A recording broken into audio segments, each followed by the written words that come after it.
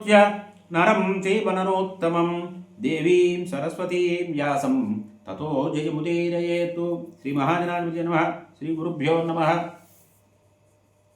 శ్రీకృష్ణ పరమాత్మనే నమః. ఈ తాండవ దాన సమయంలో మయుడు అనేటువంటి దానవుడు రక్షింపబడ్డాడు అర్జునుడి యొక్క అనుగ్రహం వల్ల. అతడు శ్రీకృష్ణ స్వామి వారు దగ్గరికి వచ్చి నమస్కారం చేశాడు. చేసి అర్జునుడి యొక్క పరాక్రమాన్ని గురించి ప్రస్తుతి చేశాడు. అర్జున, శ్రీకృష్ణ స్వామి వారు అగ్నిదేవుడు కూడా నన్ను దహించాలి అనేటువంటి కోరికతో ఉన్నప్పటికీ కూడా నువ్వు మాత్రం నా మీద అపారమైనటువంటి దయ చూపించేవు, నన్ను రక్షించేవు.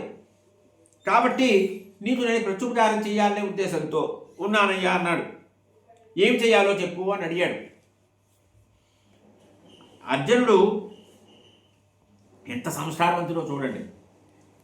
కృతమేవ త్వయా సర్వం సత్యదక్ష మహాసుర ప్రీతిమాన్ భవమే నిత్యం ప్రీతిమంతో వయంచతే. మయాసుర, నువ్వు ఈ రకంగా కృతజ్ఞతాభావాన్ని వ్యక్తపరిచేవు, చాలా సంతోషం. అదే నాకు మహోపకారం. మాటల్లో అన్నావు కదా, అదే మహోపకారం. ఇంకేమీ అవసరం లేదు, నీకు శుభం కలుగుతుంది, నువ్వు వెళ్ళవచ్చునయ్యా అనేశాడు. నాకు అది కావాలి ఇది కావాలని అడగలేదు అర్జునుడు వెంటనే. ఎప్పుడూ ప్రీతితో ఉండు చాలు, మేము కూడా నీ పట్ల ప్రీతితో ఉంటాము, పరస్పరం ప్రీతితో ఉందాము, నువ్వు వెళ్ళవచ్చును అన్నాడు. అప్పుడు మయుడు వదిలేస్తాడా? మహాపురుషులైన వారు ఎలా మాట్లాడతారో అలా మాట్లాడే అర్జున నువ్వు. కేవలం మహాపురుషులు మాత్రమే ఇంతటి ఉదాత్త గుణంతో మాట్లాడే సంస్కారం ఉన్నటువంటి ఉంటారు, అందరూ అలా మాట్లాడలేరు. అయినా నాకు మనసులో బాగా కోరికగా ఉంది, కుతూహలంగా ఉంది, నీకేదో ఒకటి చెయ్యాలని అన్నాడు అని చెప్తున్నాడు. అహం విశ్వకర్మా వై దానవానాం మహాకవి. నేను దానవులకి శిల్పకర్మని, శిల్పాచార్యుని. దానవులకి శిల్పాచార్యుడు ఈయన. అక్కడ విశ్వకర్మ, ఇక్కడ ఈయన దానవులకి. ఈ శిల్ప విద్యలో చాలా నేర్పరితనం ఉన్నవాడిని నేను. ఏదో ఒకటి నిర్మించి, ఒక భవనం నిర్మించి పెట్టి ఇవ్వాలని నా మనసులో కోరికగా ఉన్నదన్నాడు. నేను పూర్వం రాక్షసుల కోసం అనేక భవనాలు నిర్మించాను, అనేటువంటి ఉద్యానవనాలు అవన్నీ కూడా నిర్మాణం చేశాను. ఆ భవనాల్లో ఉద్యానవనాలు ఉంటాయి, అస్త్రాలు ఉంటాయి, శస్త్రాలు ఉంటాయి, ఇక దివ్య రథాలు ఉంటాయి, అందులోని విశాలమైన నగరాలు ఉంటాయి. ఇటువంటివన్నీ నిర్మించారు. కాబట్టి నీకు కూడా అటువంటిది ఏదైనా నిర్మించి ఇవ్వాలని నేను కోరుకుంటున్నాను అన్నాడు. అర్జునుడు అంటున్నాడు, అద్భుతమైన మాట చెప్తున్నాడు అర్జునుడు ఇక్కడ. ప్రాణపుచ్చాద్ముహూర్తం తం ఆత్మానం మంజసే మయా ఏం గతేన సక్ష్యామి కించిత్ కారయుతం త్వయా. ఆనాడు ప్రాణ సంకట స్థితిలో నిన్ను రక్షించాను నేను. అది మనసులో పెట్టుకొని నాకేదో ఉపకారం చేయాలి అని నువ్వు అనుకుంటున్నావు. ఇటువంటి సమయంలో అటువంటివి చెయ్యక్కర్లేదు, చెయ్యొద్దు అన్నాడు అర్జునుడు. వెంటనే ఇస్తావా, వెంటనే ఇచ్చి అని అనడం కాదు, అది సంస్కారవంతుల మాట అని.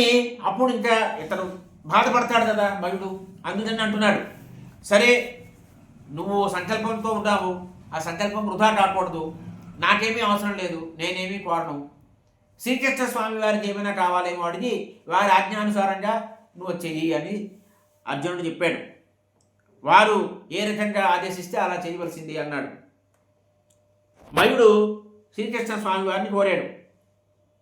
శ్రీకృష్ణ స్వామి వారు 2 నిమిషాలు ఆలోచించారట, ఏమిటి కోరాలా అని, ఏమిటి చెప్పాలని.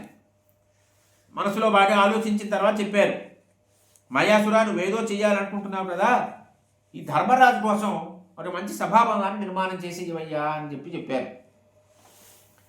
ఎలా ఉండాలి?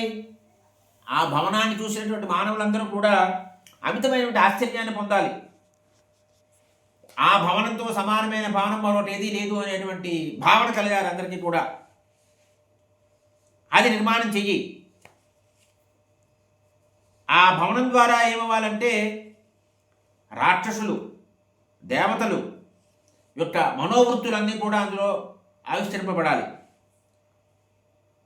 శిల్ప నైపుణ్యం అంతా కూడా అక్కడ ప్రదర్శింపబడాలి. ఈ రకంగా శ్రీకృష్ణ స్వామి వారు ఆజ్ఞాపించారు. మయుడు స్వీకరించాడు సంతోషంతో. విమానంతో సమానమైనటువంటి ఒక సభని విమాన ప్రతిభాం చక్రే పాండవస్య శుభాం సభాం. యుధిష్ఠిరుడికి విమానంతో సమానమైనటువంటి ఒక దివ్యమైన భవనాన్ని నిర్మాణం చేయాలి అని అనుకున్నాడు. వెంటనే శ్రీకృష్ణ స్వామి వారు అర్జునుడు మయుడితో సహా ధర్మరాజు గారికి వెళ్ళారు. ఈ విషయాన్ని చెప్పారు. ధర్మరాజు గారు ఈ మయాసురుడిని సత్కారం చేశారు. అతడు సత్కారం స్వీకరించాడు. అప్పుడు ఈ మయుడు కొన్ని రోజులు విశ్రాంతి తీసుకున్నాడు. తరువాత ఆ పాండవుల కోసం ఒక సభను నిర్మాణం చేయాలనే పని మొదలుపెట్టాడు. ఒక శ్రీకృష్ణ స్వామి వారు అనుమతి తీసుకున్నాడు. కుంతి పుత్రుడైనటువంటి ధర్మరాజు యొక్క కోరిక ప్రకారము ఒక శుభముహూర్తంలో మండలానుష్ఠానం చేశాడు. బ్రాహ్మణులందరికీ కూడా క్షీరాన్నంతో సంతర్పణ చేశాడు. ధనాన్ని దానం చేశాడు. అంటే ఒక పుణ్యకార్యము అవి చేయాలంటే ఎలా చేయాలి ఈ విధానం చెప్తున్నారు ఇక్కడ. అక్కడ ఈ 4 పట్ల కూడా 10,000 జానుల పొడవు 10,000 జానుల వెడల్పు ఉన్నటువంటి అంటే దీర్ఘచతురస్రాకారంలో ఉందన్నమాట. అటువంటి భవనాన్ని ఆయన నిర్మాణం చేశాడు. నిర్మాణం చేయాలని కార్యక్రమాన్ని సిద్ధపడ్డాడు. ఇదే సమయంలో శ్రీకృష్ణ స్వామి వారు కొంతకాలం పాండవప్రస్థంలో ఉన్నారు. తరువాత పాండవుల దగ్గర అనుమతి తీసుకొని తన తండ్రి గారి చూడాలనే కోరిక కలిగింది కృష్ణస్వామి వారికి. ఆయన ద్వారకా నగరానికి బయలుదేరారు. కుంతికి పాద నమస్కారం చేశారు, బయలుదేరారు. సుభద్రని కలిశారు. సుభద్రని చెప్పారు. ఆయన భావోద్వేగం పొందారు సుభద్రను చూడగానే. చెల్లికి సోదరి కదా, అందువల్ల దౌమ్య మహర్షి నమస్కారం చేశారు. ద్రౌపదితో మాట్లాడారు. అర్జునుడి దగ్గరికి పాండవుల దగ్గరికి వెళ్ళారు. ఎలా ఉన్నారు పాండవులతో ఉన్న శ్రీకృష్ణుడు అంటే దేవతలతో ఉన్నటువంటి ఇంద్రుల్లా అక్కడ ప్రకాశించారు. గరుడధ్వజం స్వామివారికి. ఆ గరుడధ్వజం ఉన్నటువంటి రథం సిద్ధమైంది. పవిత్ర స్నానం చేశారు. అక్కడ దేవతలకి బ్రాహ్మణులకి అందరికీ కూడా అర్చన చేశారు స్వామివారు. ప్రయాణ సందర్భంగా ఎన్నో పనులు చేయాలట. అవన్నీ చేశారు వారు. అవన్నీ చేసిన తర్వాత రాజభవనం నుంచి బయటకు వచ్చారు. అక్కడ బ్రాహ్మణులందరూ స్వస్తి వచనాలు చెప్పారు. ఆ బ్రాహ్మణులందరికీ కూడా పెరుగుతో ఉన్నటువంటి పాత్రని, అక్షతల్ని, ఫలాల్ని, కొంత ధనాన్ని కూడా ఇచ్చారు. ఇచ్చి బ్రాహ్మణులందరికీ ప్రదర్శన చేశారు శ్రీకృష్ణ స్వామి వారు. గరుడ ధ్వజంతో ఉన్నటువంటి రథం సిద్ధంగా ఉంది. స్వామివారి రథ అశ్వాలు 4, శైబ్య, సుగ్రీవ, మేఘపుష్ప, వలాహక. ఈ 4 గుర్రాలు కూర్చబడ్డాయి. బంగారు రథం అది. ఆ రథాన్ని అధిరోహించారు. శుభముహూర్తంలో, శుభతిథిలో స్వామివారు అక్కడి నుంచి ద్వారకా నగరానికి బయలుదేరుతున్నారు. ఎప్పుడు కూడా స్వామివారికి దారుకుడు రథసారథి. కానీ ఇవాళ దారుకుడు లేడు. ఎవరున్నారు రథసారథిగా? ధర్మరాజు యుధిష్ఠిరుడు ఉన్నాడు. మహారాజు యుధిష్ఠిరుడు, చక్రవర్తి అయినటువంటి యుధిష్ఠిరుడు రథసారథ్యం చేస్తున్నాడు. శ్రీకృష్ణ స్వామివారు కూర్చున్నారు రథంలో. ప్రేమతోటి స్వామివారిని కొంత దూరం తీసుకువెళ్ళాడు రథాన్ని నడుపుతూ ధర్మరాజు. ఇక అర్జునుడు రథం మీద ఉన్నాడు. తెల్లని వింజామరతో స్వామివారి సేవ చేస్తున్నాడు అర్జునుడు. అంత సేవ చేశారు కాబట్టే శ్రీకృష్ణ స్వామివారికి వారి పట్ల అంత అమితమైనటువంటి ప్రేమ, అనురాగము, వాత్సల్యము, వారిని రక్షించాలి అంటే తపన వారిది. ఈ నకుల సహదేవులు వీళ్ళందరూ కూడా రథం వెనకాల నడిచి చూస్తున్నారు. వారి యొక్క సాంగధర్మం ధనుస్సు, వనమాలి గదీశారుణి. ఆ ధనుస్సుని ధనుస్సు ఉన్నది. ఛత్రము, దండము ఇత్యాదులన్నీ ఉన్నాయి. నకుల సహదేవులు కూడా రథం మీద కూర్చున్నారు. వింజామణితో స్వామివారి సేవ చేస్తున్నారు. శ్రీకృష్ణ స్వామివారు యుధిష్ఠిరుని చరణస్పర్శ చేసి రథం ఎక్కారు. శ్రీకృష్ణ స్వామివారు ఆ రకంగా వెళ్తున్నారు. మళ్ళీ వస్తాను అని మాట ఇచ్చారు వారికి. మళ్ళీ వస్తానయ్యా అని చెప్పారు. తర్వాత కొంత దూరం వీళ్ళు ఎలా వెళ్తున్నారంటే స్వామివారు ఇంద్రుడు అమరావతిని ఎలా వెళ్తాడో ఆ రకంగా స్వామివారు ద్వారకా నగరానికి వెళ్తున్నారు. అయితే కొంత దూరం వెళ్ళిన తర్వాత వాళ్ళందరినీ మీరు వెనక్కి వెళ్ళండి అని పంపించారు. వాళ్ళు వెళ్ళారు, కానీ స్వామివారి రథం కనిపిస్తున్నంతసేపు అటే చూస్తున్నారు అందరూ కూడా. అంత స్వామివారి పట్ల భక్తి, ప్రేమ, అనురాగము, అభిమానము అన్నీ ఉన్నాయి వారికి. స్వామివారి దర్శన భాగ్యం పోతున్నదే అని బాధపడుతున్నారు. స్వామివారు శారీరకంగా వెళ్ళినా మనసులో మాత్రం వీళ్ళ మనసులో స్వామివారే ఉన్నారు. వీళ్ళ మనసులు ఏం చేసేట, మనసులన్నీ శ్రీకృష్ణ, వీళ్ళ మనసులన్నీ శ్రీకృష్ణ స్వామివారితో వెళ్ళిపోయేట. ఎంత చూసినా కూడా తనివి తీరలేదు అన్నారు శ్రీకృష్ణ స్వామి వారి యొక్క దర్శన భాగ్యం.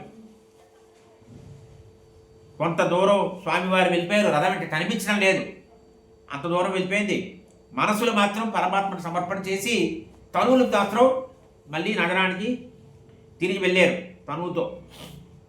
అక్కడ స్వామివారు కూడా ద్వారకా నగరం చేరుకున్నారు. చేరుకున్న తర్వాత ధర్మరాజు ఇంద్రప్రస్థ నగరాన్ని చేరుకున్నాడు, అందరినీ వీడ్కోలు చేశాడు. అక్కడ ద్వారకా నగరంలో శ్రీకృష్ణ స్వామి వారికి ఉగ్రసేన మహారాజు, తల్లి దేవకీదేవి, తండ్రి వసుదేవుడు ఆశీర్వచనం అందించారు. తన కుమారులు ఉన్నారు, ప్రద్యుమ్నుడు, సాంబుడు, వీరందరినీ కూడా స్వామివారు పలకరించారు స్నేహపూర్వకంగా. పెద్దలందరి యొక్క అనుమతి తీసుకున్నారు. రుక్మిణీదేవి భవనానికి వెళ్ళారు. ఇక్కడ మయుడు ధర్మరాజు గారి కోసం శాస్త్రసమ్మతంగా, శాస్త్రయుక్తంగా ఉండేటువంటి ఒక సభాభవనాన్ని తయారు చేసేటువంటి పనిలో నిమగ్నమై ఉన్నాడు. స్వస్తి ప్రజాభ్య పరిపాలయంతాం న్యాయేన మార్గేణ మహిషాః గోబ్రాహ్మణేభ్యః శుభమస్తు నిత్యం లోకా సమస్తాః సుఖినో భవంతు. కాలే వర్షతు పర్జన్యః పృథివీ సస్యశాలినీ దేశోऽयं శోభరజితో బ్రాహ్మణాः సంతు నిర్భయాः అపుత్రా పుత్రిణः సంతు పుత్రిణः సంతు పౌత్రిణः అధనా సదనా సంతు జీవంతు సరదాం శతం.